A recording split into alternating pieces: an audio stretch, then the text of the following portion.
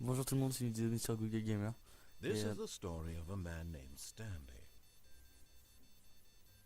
Stanley worked for a company in a big building where he was employee number 427. Employee number 427's job was simple. He sat at his desk in room 427 and he pushed buttons on a keyboard. Orders came to him through a monitor on his desk, telling him what buttons to push, how long to push them, and in what order. This is what employee 427 did every day of every month of every year. And although others might have considered it soul-rending, Stanley relished every moment that the orders came in, as though he had been made exactly for this job. And Stanley was happy. And then one day, something very peculiar happened. Something that would forever change Stanley.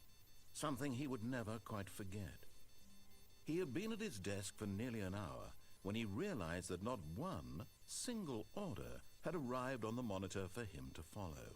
No one had showed up to give him instructions, call a meeting, or even say hi. Never in all his years at the company had this happened, this complete isolation. Something was very clearly wrong. Shocked, frozen solid, Stanley found himself unable to move for the longest time. But as he came to his wits and regained his senses, he got up from his desk and stepped out of his office. Bon bah comme vous l'avez vu, le titre était apparu, on va jouer à Stanley Parable. C'est un jeu que j'ai vu des vidéos sur. Et je me rappelle pas exactement du jeu, mais je me rappelle quelque chose, c'est que ce jeu est très bizarre et très drôle aussi, si je me rappelle bien. Mais je l'ai acheté sur Salut, il était à 1€. Je vous le conseille. Enfin, on verra si je vous le conseille encore. Mais moi, quand je regardais les vidéos, je crois que je m'amusais bien. Mais bon, bah on va jouer. Hein. All of his co-workers were gone. What could it mean? Stanley decided to go to the meeting room. Perhaps he had simply missed a memo. Ok, alors on doit aller apparemment à la salle de meeting. Stanley went around touching every little thing in the office, but it didn't make a single difference, nor did it advance the story in any way. Mais ils ont les doigts. Oh, please. Are you really just doing this for the achievement? Click a door 5 times. Is that all that you think an achievement is worth? No. I can't just give these merits away for such little effort. A measly 5 clicks. Now suppose you were to click the door 20 times. I would say that's the kind of effort that warrants recognition. Il se fout de notre gueule, ce connard. I have to say, I'm still not feeling the satisfaction of witnessing true effort for a noble cause. Perhaps 50 clicks will do it. Yes, almost certainly 50 clicks. Allez, on est prêt pour 50.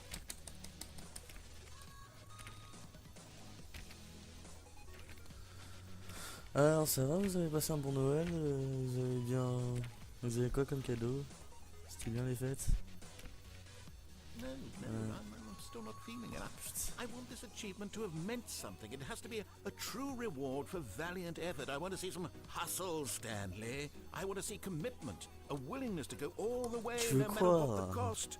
Why don't you go put 20 clicks into door number 417?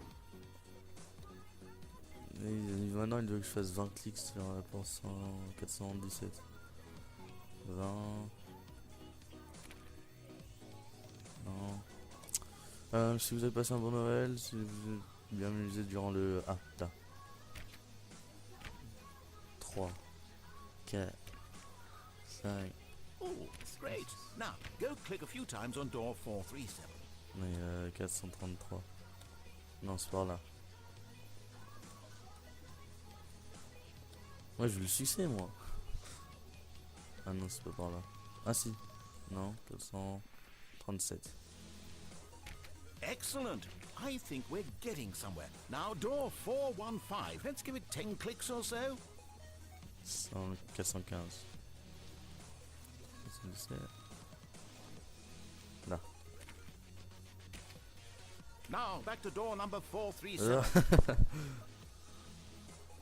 Il se fout vraiment de notre gueule ce connard. Là. Let's see. How about you click on, well, I don't know, the copy machine. Photocopieuse. All right, back to room 417. I'm really feeling it now. I think we're getting somewhere. Je veux le putain de succès. Enfin, le trophée. Je sais pas quoi. Okay, now go climb on employee 419's desk. Attends, c'est par là. Non. Super. 4, 19. Ah. Non. Non. 18. C'est quoi le sauter? Yes, this no. is great. You're putting it all on the line, Stanley. I like that. All right, let's keep it up. Go give me a few clicks on door 416.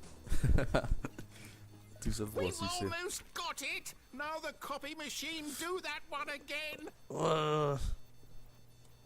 Allez, la photocopieuse. On y est presque. Le narrateur il est sympa. Finish it off, Stanley. 5 clicks on door 43. Yes, we did it. Oh, wow. That felt amazing. Oh, you really earned it, Stanley. Nothing could hold you back. Yes, I'm very proud of how far we've come today. Just think, only a few minutes ago, you believed an achievement was worth 5 little clicks. Really now? What were you thinking?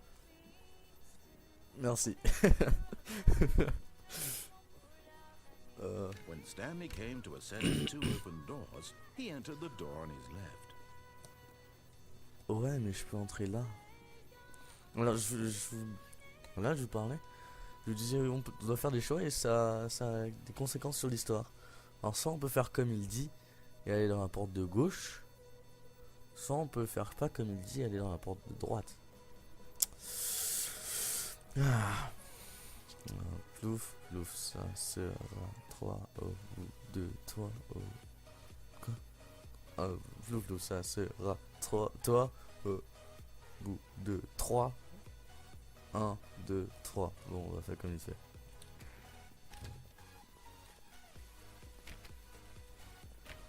Non, on peut pas. Non, on peut pas. Non, on peut pas. Non, on peut pas.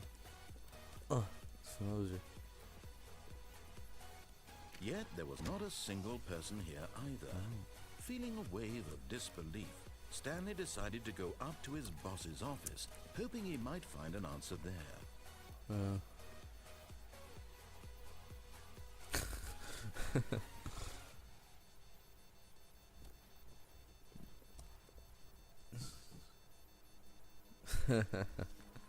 Make sure you said. D'accord. Bon, bah, je vais to do.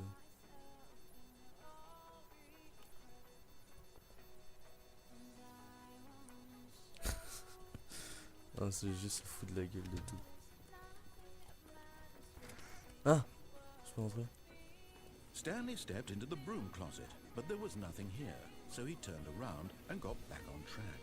Non, moi je reste ici. Non, je fais ce que je veux, moi. There was nothing here. No choice to make, no path to follow, just an empty broom closet. No reason to still be here. Je t'emmerde. Moi je reste. It was baffling that Stanley was still just sitting in the broom closet. He wasn't even doing anything. At least if there was something to interact with, he'd be justified in some way. As it is, he's literally just standing there doing sweet FA. Mais regarde, il y a une porte. C'est la première porte que tu peux ouvrir. Coming to a staircase, Stanley walked upstairs to his boss's office. Plouf, plouf, ça sera toi au bout de 3. 1, 2, 3. Bon, bah, on va descendre.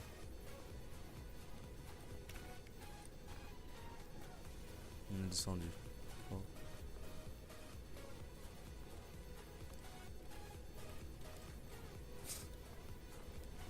C'est bizarre.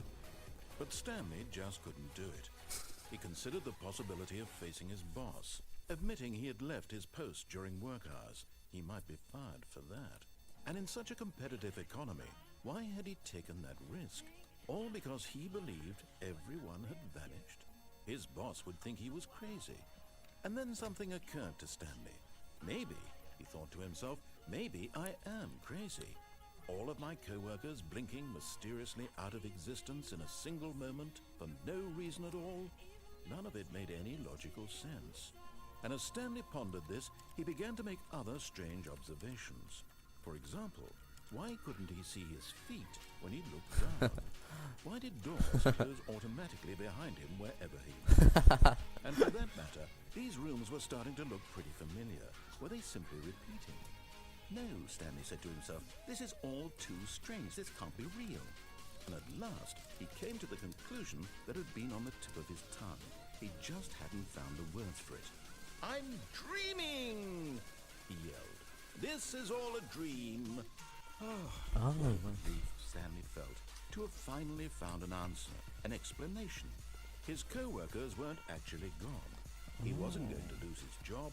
He wasn't crazy after all. And he thought to himself, I suppose I'll wake up soon. I'll have to go back to my boring real-life job pushing buttons. I may as well enjoy this while I'm still lucid. So he imagined himself flying and began to gently float above the ground. Then he imagined himself soaring through space on a magical star field, and it too appeared. It was so much fun. And Stanley marveled that he had still not woken up. How was he remaining so lucid? And then perhaps the strangest question of them all entered Stanley's head. One he was amazed he hadn't asked himself sooner. Why is there a voice in my head dictating everything that I'm doing and thinking? Now the voice was describing itself being considered by Stanley, who found it particularly strange. I'm dreaming about a voice describing me, thinking about how it's describing my thoughts, he thought. What? And while he thought it all very odd, and wondered if this voice spoke to all people in their dreams, the truth was that, of course, this was not a dream. How could it be? Was Stanley simply deceiving himself, believing that if he's asleep, he doesn't have to take responsibility for himself? Stanley is as awake right now as he's ever been in his life. Now, hearing the voice speak these words was quite a shock to Stanley. After all, he knew for certain, beyond a doubt, that this was in fact a dream. Did the voice not see him float and make the magical stars just a moment ago? How else would the voice explain all that? This voice was a part of himself too. Surely, if he could just... He would prove it. He would prove that he was in control, that this was a dream. So he closed his eyes gently, and he invited himself to wake up. He felt the cool weight of the blanket on his skin, the press of the mattress on his back, the fresh air of the world outside this one. Let me wake up, he thought to himself. I'm through with this dream. I wish it to be over. Let me go back to my job. Let me continue pushing the buttons. Please, it's all I want. I want my apartment, and my wife, and my job. All I want is my life exactly the way it's always been. My life is normal. I am normal. Everything will be fine. I am okay.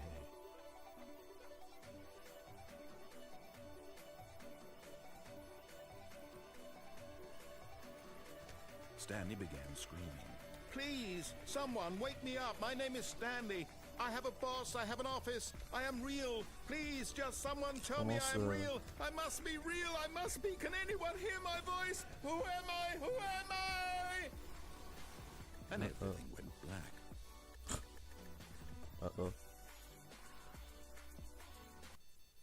This is the story of a woman named Mariella.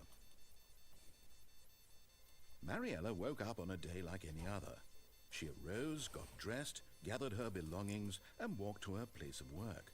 But on this particular day, her walk was interrupted by the body of a man who had stumbled through town talking and screaming to himself, and then collapsed dead on the sidewalk. And although she would soon turn to go call for an ambulance, for just a few brief moments, she considered the strange man. He was obviously crazy. This much she knew. Everyone knows what crazy people look like. And in that moment, she thought to herself how lucky she was to be normal. I am sane. I am in control of my mind. I know what is real and what isn't. It was comforting to think this, and in a certain way, seeing this man made her feel better. But then she remembered the meeting she had scheduled for that day, the very important people whose impressions of her would affect her career, and by extension, the rest of her life.